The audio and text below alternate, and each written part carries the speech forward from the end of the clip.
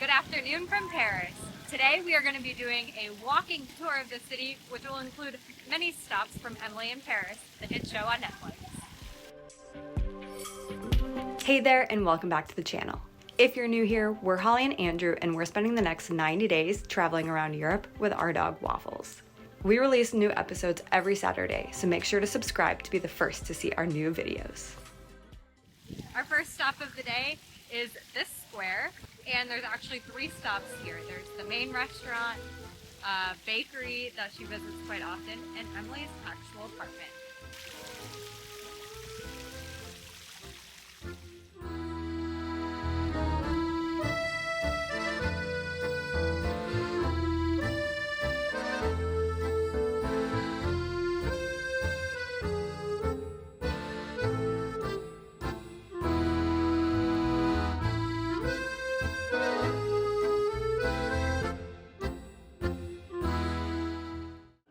As you may recognize, is Gabrielle's restaurant, which is conveniently located about 10 steps from Emily's apartment and about 2 steps from the bakery that she visits quite often. So I think they just closed this street down for filming, which is probably pretty convenient.